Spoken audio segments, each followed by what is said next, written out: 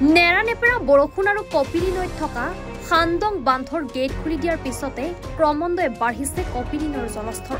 এয়া লংকাৰ ফৰ্মাপাৰৰ মথাউৰিৰ কাষেৰে বৈ যোৱা কপিলী নৈৰ দৃশ্য। পূৰ্বৰ তুলনাত কপিলী নৈৰ জলস্তৰ বৃদ্ধি হৈছে। আজি পুৱা 6 মান বজাৰ পৰা 10-12 মান ফুট বাঢ়িছে পানী। কপিলী নৈৰ জলস্তৰ বৃদ্ধিক লৈ শংকিত হৈ পৰিছে নৈপৰীয়া ৰাইজ। কিন্তু পূৰ্বৰ তুলনাত ওখকৈ কপিলী নৈৰ কাষত থকা মথাউৰি নিৰ্মাণ কৰা হৈছে আৰু পানী বাঢ়িলেও পানী মথাউৰিৰ ওপৰলৈ নুঠে বুলিও মন্তব্য কৰিছে একাংশই। আজি ৰাতিপুৱা 6টা বজাৰ পৰা বাঢ়ি আছে পানী কপিলী নদী। এতিয়া কিমান হ'ব? 10-12 ফুটমান হ'ব। এনে আগতে শুকাই আছিলে, এতিয়াও দেখা গৈছে পানী আপোনাৰ নৈতে আছে। এতিয়া নৈতে আছে, এতিয়াও বাঢ়িব পানী আশা আছে এতিয়াও, আৰু 10 ফুট বাঢ়িব নেকি।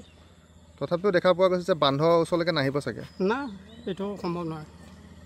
এনে চিন্তা কৰা কোনো প্ৰয়োজন নাই আৰু। নাই, এইটো ইমান চিন্তা নাই, পানী ইমান নাবাঢ়ে আজি। লংকাৰ পৰা ভূপেন্দৰ সিং বাবুৰ ৰিপৰ্ট, এনি ভাৰত 24।